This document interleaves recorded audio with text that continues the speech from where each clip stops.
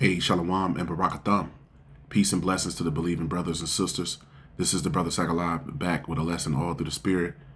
I want to give all praises, infinite honor, and glory to the God of heaven and earth, Yahweh, Bahashem, Yahabashai, Bahashem, Rakakwadash. All praises be to the Most High God, whose name is Yahweh, and His only begotten Son, whose name is Yahabashai.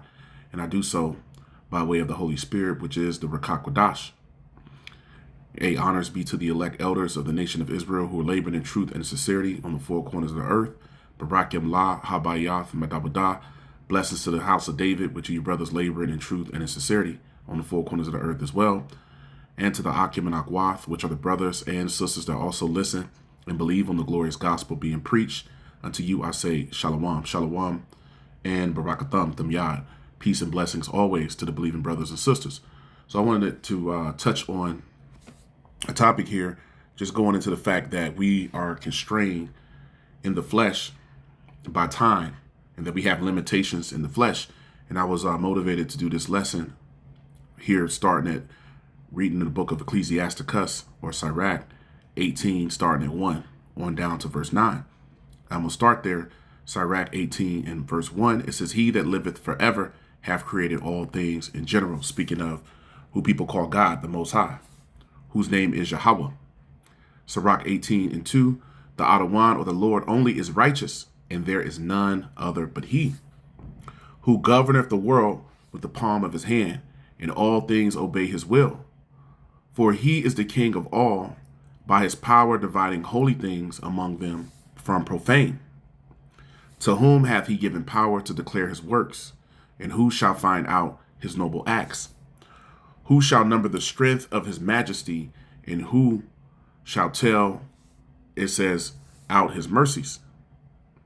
As for the wondrous works of the Adawan, or the Lord, there may be nothing taken from them, neither may anything be put unto them, neither can the ground of them be found out.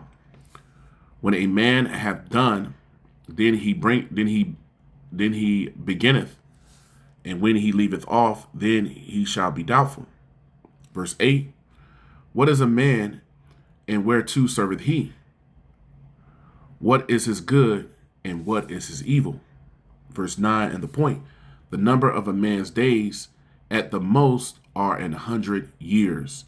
Let's read that again. Ecclesiasticus 18 and 9, "The number of a man's days at the most are 100 years." So this is speaking of time constraints. Now, when you read back in the scriptures, before you get to Genesis 6, the 6th chapter, during the time of Noah, we're going to touch on that.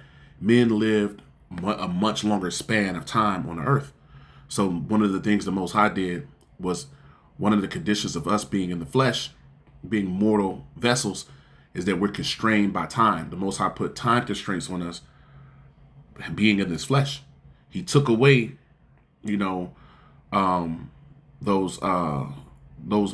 immortal bodies that we would have by putting us in the flesh, and men being sinners or going off is what caused for us to have more and more limitations in the flesh, right? So now let's touch on that even more. So man's days are 100 years, it says. So let's touch on that and just start here in the book of Psalm, the 90th chapter. This is Psalm 90 and verse 10. Psalm 90 and 10, it says, "The days of our years are 80 years and 10, and if by reason of strength they be 80 years, yet is their strength labor and sorrow, for it is soon cut off, and we fly away," meaning our time here is very short. So the days of our years, it says, are 80 years and 10, which is 70, right? Now in the NLT, it says 70 years are given to us. Some even live to 80, but even the best years are filled with pain and trouble. It says soon they disappear and we fly away. So that means our time here is limited on the earth. So we went from, 100 years it spoke about, and let's show it here in Genesis and come back to this, where these time constraints were put on us being in the flesh. And part of that was men being wicked in the earth. Wickedness, the grain of evil seed being in the earth. This is Genesis 6 in verse 1. It says, "And it came to pass when men began to multiply on the face of the earth, and daughters were born unto them, that the sons of God, speaking of the Israelites, saw the daughters of men, the other nations, that they were fair, and they took them wives of all which they chose. Verse 3 in the point, and the Lord Yahweh said, my spirit shall not always strive with man, for that he also is flesh, yet his days shall be 120 years. Now we read in Ecclesiasticus or Sirach 18:9 that man's years at most is 100 years. So 100 to 120 years is letting us know. Now it also just told us here in Psalm 90:10, reading it in the NLT again, it says 70 years are given to us. Some even live to 80. So that's us, at best here in the time we're in, is living to 70 or 80 years. And when you look it up, men live about 5 to 7 years shorter than women. So men will live somewhere in their 70s, right? Their low 70s, late 60s, low 70s, maybe between 65 and 73 or something like that. And women typically live about 78 to like 82, somewhere around in there. So that shows you that the words of the Most High are faithful and true. They're 100% on point. And then it even told us, but even the best years are filled with pain and trouble. So there's a lot of pain and trouble of us being in the flesh. That's a condition while we are constrained by time and the flesh. So this is what the scriptures tell us to do for the time that we are here. Right now, it tells us also in Ecclesiastes 12:13 to fear the Lord and keep his commandments. That's the whole duty or purpose of man. So this is the book of Job 8 and verse 8. It says, for inquire, I pray thee, of the former age. So the time we're here, we're supposed to be inquiring of the past, coming back to the commandments, learning of the ways of the Most High in his word, in the Holy Scriptures. And prepare thyself to the search of their fathers. We're supposed to be preparing ourselves, right, to the search of our ancestors. That's found in the law and in the word, in our history, which is the Bible. For we are but of yesterday and knoweth nothing, because our days upon earth are a shadow, meaning our time here is very limited. Our days on earth are but a shadow. So our time is very limited because we are constrained in this flesh. We are constrained. Let's go over a few chapters. We're constrained in the flesh by time. Job 14 and verse 1. It says, man that is born of a woman is a few days and full of trouble. He cometh forth like a flower and is cut down. He fleeth also as a shadow and continueth not. So our time here is quick. Our time here is limited. So in our time, the question becomes, what ought we to do with the time that we have? Let's go here to Wisdom of Solomon 9, and I'll close it out after this. Wisdom of Solomon 9, and I'll start at verse 14.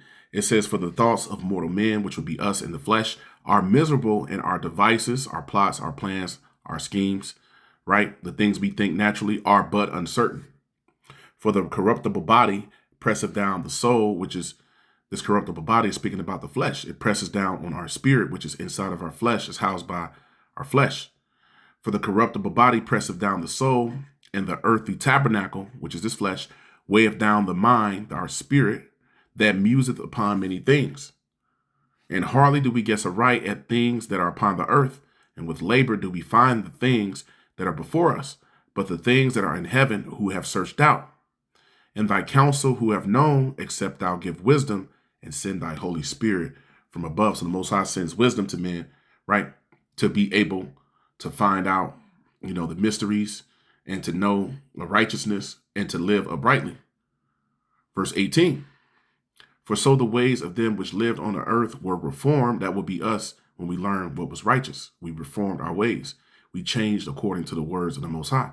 And men were taught the things that are pleasing unto thee, and were saved through wisdom. So we're going to be saved by applying this word, because the Most High thought enough to give us the understanding to be able to preserve ourselves. Not just because we're just so righteous, but because he chose who the righteous are.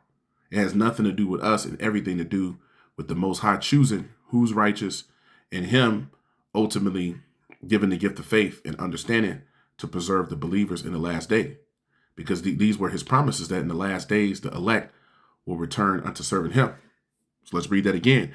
It says, for so the ways of them which lived on the earth were reformed, and men were taught the things that are pleasing unto thee, and were saved through wisdom. As it says in Isaiah 33 and 6, Wisdom and knowledge shall be the stability of thy times and strength of salvation. So we're going to be saved by applying this wisdom through faith. But ultimately, that is by the will of the Most High, because he's put us in this flesh, right? And us being in this flesh, we're constrained by time. We're constrained by time, as it was saying here, how there's a fight, and the Apostle Paul said it in Romans the 7th chapter, between our flesh and our spirit daily. There's a fight that's going on. And that's because of the constraints that's been put on us because of wickedness entering into the earth. I want to give all praises, infinite honor, and glory to the God of heaven and earth, Yahweh, Bahashem Yahweh Shai, Bahashem Rakakodash. All praises be to the Most High God, Yahweh, and the Son, Yahweh Shai.